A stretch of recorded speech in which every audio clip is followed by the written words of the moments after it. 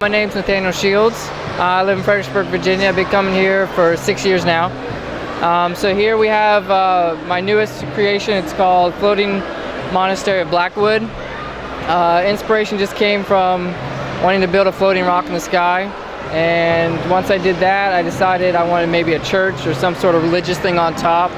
And so that's what that happened. And then kind of the regular people didn't sit for me, so I kind of went with the Chima, kind of fanciful, all kind of setup there.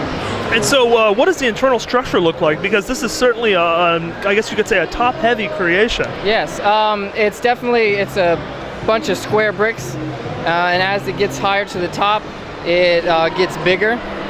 So it's not too top-heavy. The structure goes all the way down to the ground. The white, which is supposed to represent clouds, kind of covers that. Okay, awesome. And so it looks like you kind of might have like some kind of a little play feature here. What's this on the side? We have some elevators for the crocodiles who cannot fly to get up here, and by using power functions, I've set this up so that it can go up and down. That's awesome. Very cool. And then I see you have a really nice, kind of octagonal sort of polygon shape here. How are you doing that? Just with basic door hinges, on every side. That's awesome. And so for people who might not be familiar, they look at this build and it's like, oh, floating rock, that's an interesting idea. What inspired you to do that type of build? When I was a kid, I'd read this book called The Edge Chronicles. It had some floating rocks in it, and so when I was a kid, I was like, man, that'd be cool to build with Legos. But I could never had enough bricks or had the knowledge to do that. So now I do, and so I started doing it.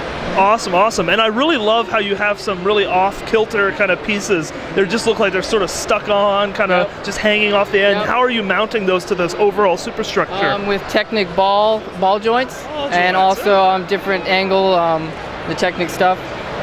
To do the circular pattern and make it all look very organic, I just started with one section and then slowly went all the way around figuring out the angles. Very tedious, but it works and it makes it look much organic and natural. That is awesome. And so when you're transporting this, do you just kind of toss it in a box? I'm sure that's not the case. No. Does it break down into sections? All the buildings come off the top. I built it so there's flat tiles below the building so they just lift right up. And then the rest I put in a box and put a big blanket around the bottom. And surprisingly, I got it here without anything breaking. Awesome. Well, wonderful build. Thanks so much for sharing with us. Yep, no problem. My pleasure. Thank you.